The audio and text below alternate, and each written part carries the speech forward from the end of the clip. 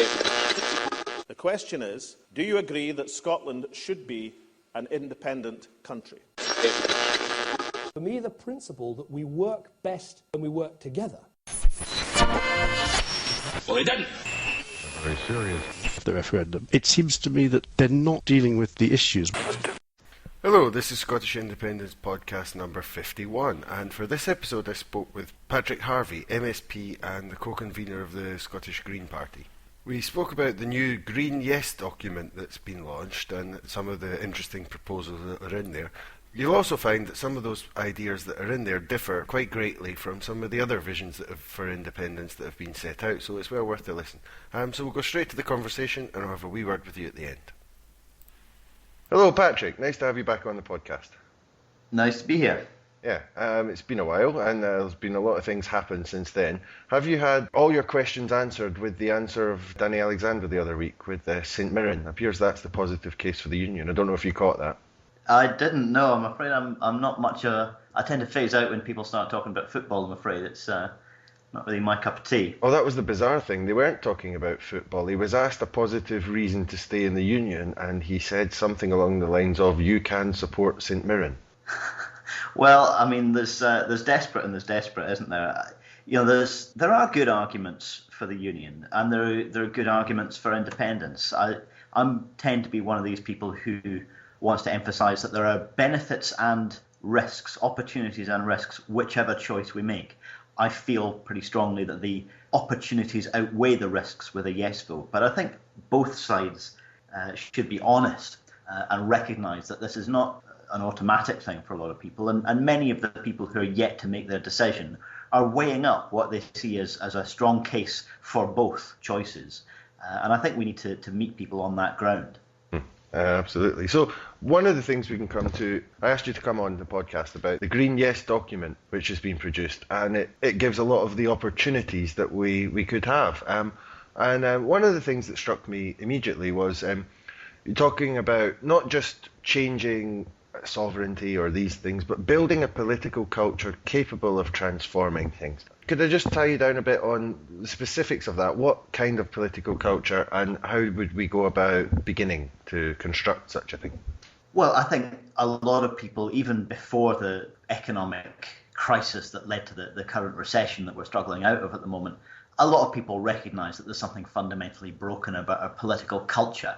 And, you know, I think that's true in Scotland just as it is at Westminster. We've got a real detachment that most people feel from politics and from decision making, and a complete lack, for example, of local democracy in Scotland. We're one of the most centralised systems of government that exist in Europe. And if you look at some of those other small, independent Northern European countries that the Scottish government like to compare us to, and quite understandably, they have a far greater level of involvement and participation in decision making, a far more healthy, vibrant local democracy. That's the kind of thing that we could start building right now in Scotland. But I think we can only really decentralise things like financial and economic decision making once we actually have those powers in Scotland, which we don't at the moment.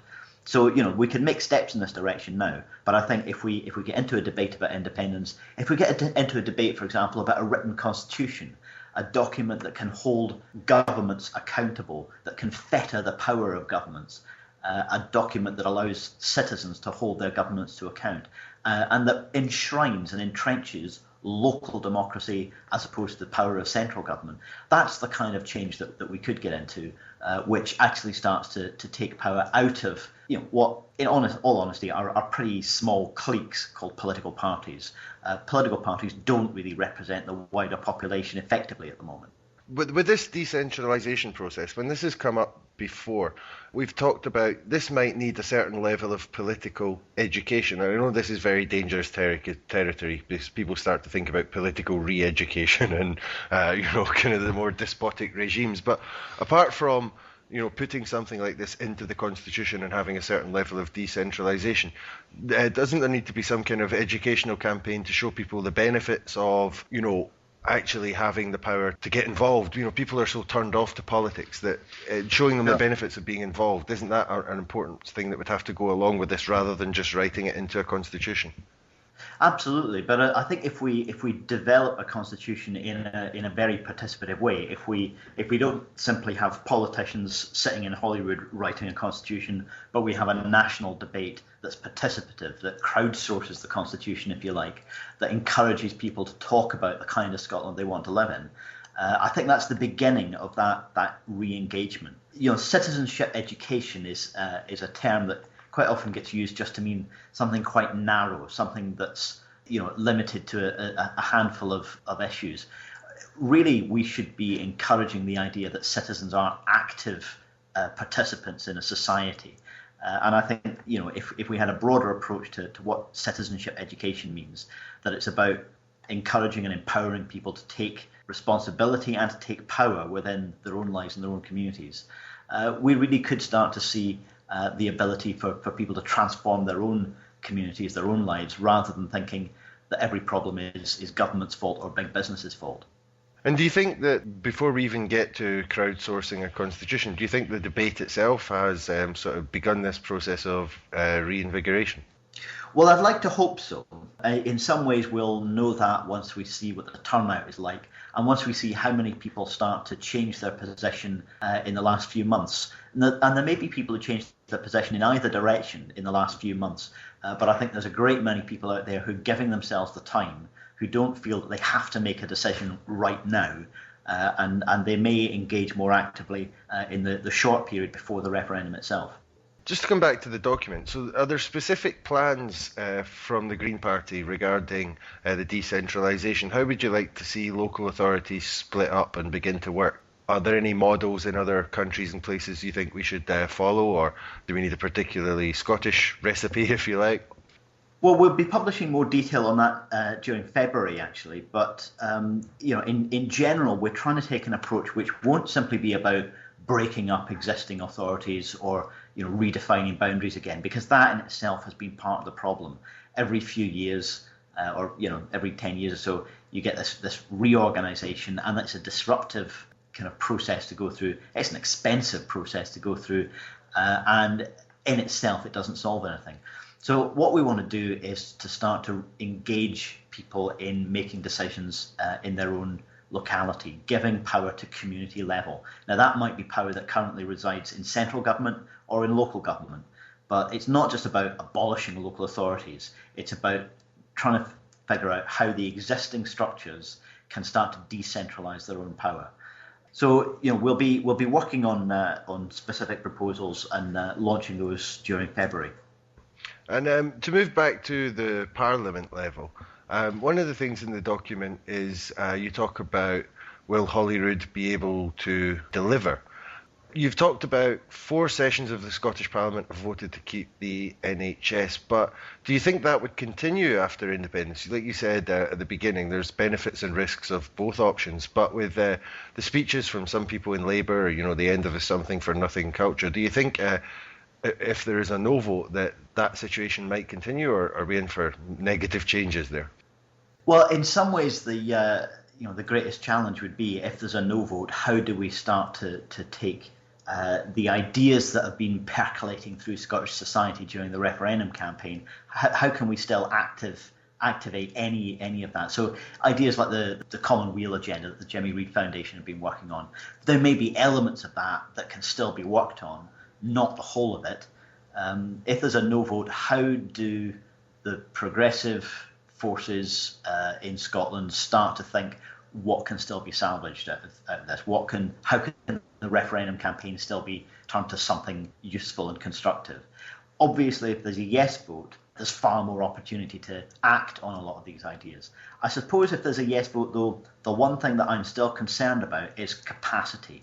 The Scottish Parliament, the Scottish Government, local authorities, and, as we were talking about a minute ago, community activism. We've got a huge job to do to build the capacity that's needed to exercise those powers of independence as fully as we could. And the danger if we don't build that capacity effectively is that governments find that they're left with no alternative but to outsource it all to the likes of consultants and arm's length bodies and so on. That would be really dangerous. As Robin McAlpine said at the Radical Independence Conference just recently, the absolutely last people we should be expecting to work with in writing a tax code for an independent Scotland is KPMG. We'd end up making exactly the same mistakes that decades of centre-right government in the UK have made. So if we move on, because you're talking about KPMG, we're moving on to more financial issues. One of the things in the paper that interested me was that the Green Party, I'm not quite sure about the SSP's policy on this, but the Green Party seemed to be basically the only one speaking up for Scotland's own currency. And we had an economist on the podcast recently, and he talked about the idea that Scotland's currency being too hard is overblown. There's methods to regulate the currency and stop it from being too hard. He also suggested the euro, if they managed to sort themselves out, would be a good long-term proposition, and also the Scottish currency is a good long-term proposition, but the sterling zone in the interim is possibly the best position. But the Greens seem to want to go for our own currency. Can you explain why? Well, we've argued that it would be possible, and probably after a yes vote, it would be most likely politically achievable to have a currency zone, a shared sterling zone. But what that would require is agreements between the two governments about things like borrowing levels, probably about things like overall tax take, not necessarily the detail of where you raise taxes, but the overall extent of it. So it would restrict the ability of an independent Scottish government to make the big macroeconomic choices in a way that's right for Scotland. You'd end up having to cooperate on a lot of those issues. Now, that's not zero independence. It's a great deal more financial and economic freedom than we have at the moment. But it's not as much as I believe we need, particularly if you take the approach that we do that says the way we're running our economy is fundamentally unjust and unsustainable. If you want to run the current, deregulated, market-driven economy a little bit more effectively, then let's recognise the limits of that argument. If you actually want to change the way we're running our economy, then you need to start looking at the real macroeconomic ability to make different choices that the UK government I don't think would be likely to support or go along with. And there have been a number of economists, as well as other politicians, who've recognised that if there's going to be a shared use of sterling, it may only be a transitional phase. And in the longer run, particularly as the economy of Scotland and the rest of the UK diverges with independence, we would need to look at our own currency. I don't see the euro as a realistic option, even if people wanted it, which I don't think we do. You need to have your own currency in the exchange rate mechanism for a couple of years before you're allowed to join the euro. So that's not really on the table. I think there's a good case for at least doing the groundwork now and preparing the way for the creation of an independent currency. But then what you get back from the no side in the debate is, the Project Fear stuff, that there's no guarantees that they would accept a sterling zone. Do you think that's just kind of spiteful, scary campaigning, or do you feel that they really would refuse to or they would try to place obstacles in the way of a sterling zone, cutting off their nose to spite their faces, essentially? Well, on a lot of issues, the UK government and the political parties campaigning for a no vote want to portray potential problems as insurmountable. In reality, if there was a yes vote, both governments would set about solving those problems and pragmatic solutions would be found. So issues like currency, issues like membership of the EU, for example, are not completely unproblematic. They are challenges, but they're solvable problems. They're achievable challenges that we can meet and resolve. Pragmatic solutions would start to be found to things which the No campaign at the moment are trying to pretend are insurmountable barriers to independence. As for confidence in the currency, ask the No campaign whether they can give guarantees about the state of the pound in 10 years' time. Of course they can't. The UK economy is in a fragile alleged recovery. I actually don't think it's recovery. I think it's getting back to the disease that the economy has suffered from in the run-up to the recession. But it's in a fragile state, and there's the idea that the pound is a kind of safe and guaranteed space to be in and that an independent currency couldn't achieve that, I think it's bizarre. I think it's just not realistic. With the negotiations that will have to be undertaken, as you've pointed out, in the Green Yes document, you talked about the SNP will have to undertake the negotiations because they are, the current government of Scotland and will be at that time. However, the way it was worded seemed to suggest that there has been some grumbling about this. Are other people not so convinced about that? And why do you support that they would do it? Well, I mean, clearly we have to recognise that the SNP are the Scottish Government until the 2016 election. And we don't know who the people of Scotland will choose to elect to government in that election. So if there's a yes vote in September this year, you've got about a year and a half of the Scottish Government continuing to be the SNP continuing to be the Scottish Government, and they have the responsibility to lead those negotiations. I think they have a responsibility to do that in the context, acknowledging the reality that they don't yet have a mandate for their policies in currently reserved areas. They've never gone to the electorate saying, here is what we will do with the powers of independence. They've published a document, the white paper, Scotland's Future, but they've not had a mandate for every detail that's in that. If you call it an SNP manifesto for independence, it's as yet an untested one. A vote in the referendum is a vote for independence. It's not a vote for every one of the SNP's policies for independence. So I think that SNP ministers have a responsibility to lead those negotiations, but to do that in a collegiate way, to work with others across the political spectrum, people who supported independence and those who didn't. That's going to be one of the most important challenges. How can Scotland come together, accepting the result? Whichever result the people of Scotland choose in the referendum, half the political landscape is going to be gutted, and the other half needs to avoid the triumphalism if we're going to have any kind of unity together, if we're going to see the country go forward, and if our politics is going to start serving the interests of the country rather than simply the interests of one campaign or the other. Is that a hope or something you think will come to pass, or do you think that a lot of political goodwill, although it doesn't seem like so much exists sometimes, do you think a lot might be destroyed by this campaign? I hope for, and perhaps it's a wild, naive hope, but I hope for a period, maybe sometime after the dust has settled after the referendum, where this single divisive issue that's been divisive in Scottish politics for decades now will have been resolved by the people, and hopefully that both sides of the independence debate can come together, accepting the result that's been chosen. And there's particularly if we're in a debate about implementing a yes vote, and I hope that we are in that exciting and dangerous period. It will be troubling for a lot of people, particularly if we're in that exciting period of change. It's going to be really important to take all of Scotland with us, to try and achieve some degree of unity and respect between the people who are campaigning for a yes vote and the people who are campaigning for a no vote. The Labour, Conservative and Liberal Democrat parties and the people who vote for them are part of Scotland, and they're going to be part of Scotland for a long time to come.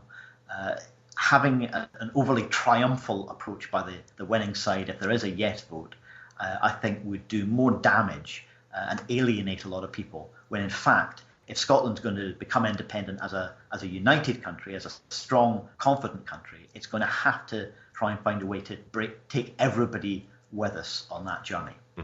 One suggestion I've heard a few times, it seems quite a good one to me, is that the process of making a constitution, everyone together, could be the mechanism for that sort of healing process, if you like. I think it could be, and it's going to be possible if it's done right.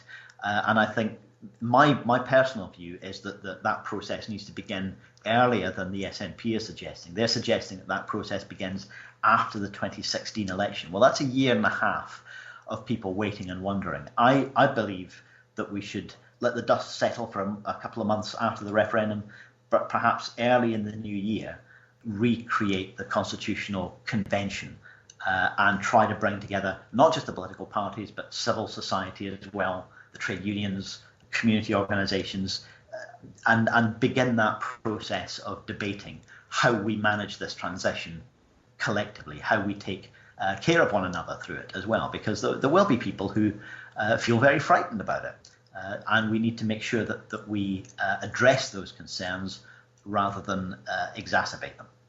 So just to come to the idea of the Constitution, what kind of things would you personally like to see? You know, through many discussions, I've spoken to people who would prefer a very, very prescriptive one with lots of economic rights enshrined in there and lots of environmental policies that must be in there. A kind of constitution that's very prescriptive and would essentially reduce the role of politicians to functionaries is one idea, and it's an idea that some people find quite attractive. You know, that the politician's job is to ensure that these rights and economic situations are reached, and if they're not, then they're doing their job badly. Whereas other people feel that political circumstances change and a constitution should be more minimal. What kind of things would you like to see in there or not see in there? I think a constitution needs to do several different jobs. It needs to set out the rules of engagement, the basic fundamentals like parliamentary democracy, separation of powers, rule of law, and so on. It needs to capture something poetic, if you like, something about the kind of society we conceive ourselves to be. I'm not at all religious, actually, but Sally Foster Fulton from the Church of Scotland has spoken very, very powerfully about a constitution as being answering the question, what constitutes us? And there is a role for the poetic, for the capturing of an idea of how a society conceives itself. There's also this question about individual policies. To what extent should policy choices be embedded? And I think there's some scope for that, but it shouldn't go too far. The First Minister, for example, has talked about some social and political rights. Well, those are actually parts of the UN instruments on human rights. You know, one document on human rights, but there are other documents on social, cultural, and political rights. And I think entrenching those in a written constitution would be entirely appropriate. I think, for example, protecting local government and local decision making would be entirely appropriate. There are plenty of other European countries where, for example, if a political party or a finance minister like Mr. Swinney was to try and tell local government how much tax they're allowed to raise, they'd end up in court and they'd lose. You know, Angela Merkel in Germany doesn't have that amount of power to tell local government what it can and can't do in raising taxes. And it's back to this argument of centralisation again. And I think a written constitution could certainly entrench local decision making and local political power in a way that would be quite a dramatic change. So that's something that we would like to float as well. It's a very interesting idea because with the UK system as it currently is, no law can be unwritten, no law can be changed, and they can take and move around any power that they like. As you say, embedding democratic rights across the country would be a very welcome change and would change the landscape politically entirely. I think it's a very interesting idea. And another thing that in the Green document that I found very interesting was this idea of a citizen's income, which would also change the landscape entirely in terms of the discussion that we have, which is usually, well, personally I find it quite vile usually, of attacking people on benefits and the disabled, or not disabled, they don't attack disabled people, but it's always the benefit fraud, the benefit cheats, and this kind of thing. I think a citizen's income would radically alter the complexion of that discussion, but also radically alter the outlook. The welfare debate that we have in the UK at the moment is toxic, and I think people on the left, people who believe in the values of a welfare state, we need to be honest with ourselves. The right have won the argument, not because they're correct, but they've successfully manipulated the ideas that the welfare state is about.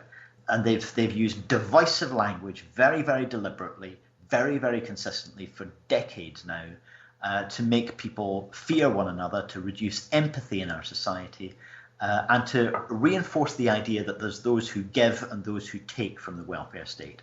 A welfare state is supposed to capture the notion which, the words that ring so hollow from George Osborne's mouth, we're all in it together. A welfare state is supposed to be one in which we all contribute and we all receive. And we do. Everybody in this society is a recipient of the welfare state. Everybody depends on having services provided collectively, on having a degree of equality. Everybody depends on having people around them in the rest of society who are not living in chronic poverty. And we're getting so far away from that level of chronic poverty is getting back to the extent that the inequality in our society is getting back to where it was in the early part of the 20th century.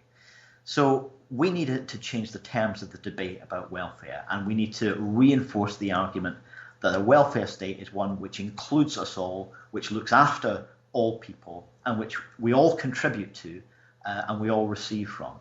A citizen's income is a way of doing that. A citizen's income is a way of ensuring that we all receive, we all contribute, and that we don't become dependent on benefits because we lose them if we take on work.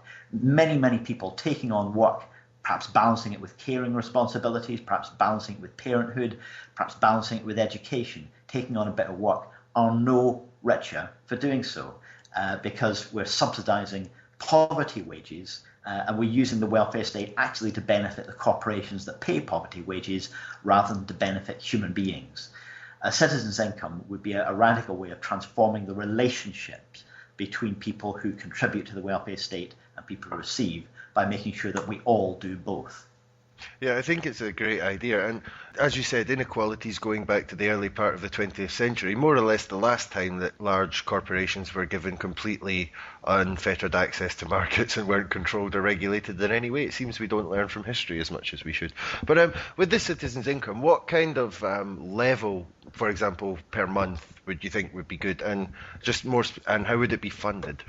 Well, I mean, the second point is that it needn't cost more than the current welfare state because, of course, you're talking about taxation on income. You could broaden the tax base. We would like to see a tax on land and to shift the balance towards resources like land rather than just taxing income. And so essentially it's a redistributive policy. The wealthier people are, the more they would pay, but they continue to receive their citizens' income, but they pay tax on the income that they have on top of that, or the wealth that they have on top of that. As for what level you pitch it at, I suspect you would need to have a gradual transition towards it. You would need to introduce it at quite a low level and gradually move towards being a sustainable, livable income. I think it would be perhaps unachievable to introduce it in a single big bang, if you like. I think you need to start moving in the direction of ensuring that it's introduced first of all and then gradually increases until you can reach a livable income. I'm not going to try and put a figure on it just now. We are going to be doing some more work on this over the summer and publishing that in advance of the referendum. But really the debate, the idea is a contribution to a wider debate about what's the future of the welfare state. Does it simply become an ever meaner, ever more penny-pinching way of keeping people poor? And that's in many ways what it's achieving at the moment. The UK government's changes to the welfare state are going to entrench the poverty that many working people are in.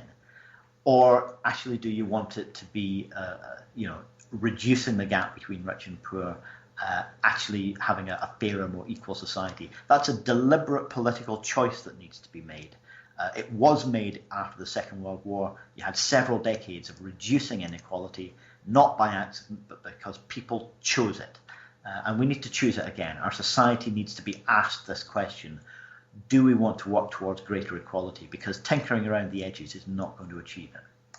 And we've got the opportunity to create a revolution with an independence vote. There you go. That's not tinkering around the edges, hopefully. But just to go on to the last question then. Do you think it's looking positive for a yes vote? There's been negative polls, positive polls. How do you feel it's going? Do you think we're going to win? I think polls will continue to go up and down. Polls can be a bit flaky, but even robust polling, I suspect you're going to see swings towards yes, towards no over the next few months. One of the reasons for that, I think, is that there are a substantial number of people in the middle of this debate who have not yet made up their mind, and they may lean one way and then lean the other. And if a pollster phones them up the results that they get may be different. I think the thing that will change people's perspective is actually having the conversation, not just being phoned up by a pollster and say, how are you going to vote, but actually having the conversation on the doorstep, in communities, at public meetings. What kind of society do you want? What kind of Scotland do you want to start building? And I think when people start having that discussion, when people start working that through, it becomes clear that there are powers that we need to have exercised in Scotland, which we cannot currently exercise. We need to start taking our society in a different direction, rather than just trying to manage the current economic model in a slightly better way. And I suspect that over time you're going to see those people in the middle drifting in the yes direction. Now, I may be wrong about that, but it's a gut feeling I have, and I'm not going to try and back it up with polls. I think the polls will continue to fluctuate one way and the other over the next few months, but that's fine. We should remain focused on having those conversations, meeting undecided voters on their own terms, and having a conversation about the kind of society they want to build. Thanks very much for coming on again, Patrick. That was great, and hopefully we'll get you on again very near the time, because it's all heating up. Thanks very much. Okay, thank you. So there you go. That was Patrick. Just to tell you, I've got another podcast recorded, and that's with John Finney, MSP. I'll try and have that one out for you on Wednesday or Thursday. Apart from that, the only thing left to say is that, as usual on the Scottish Independence podcast, the guest gets to choose the tune, and Patrick chose this one, so I'll speak to you next time.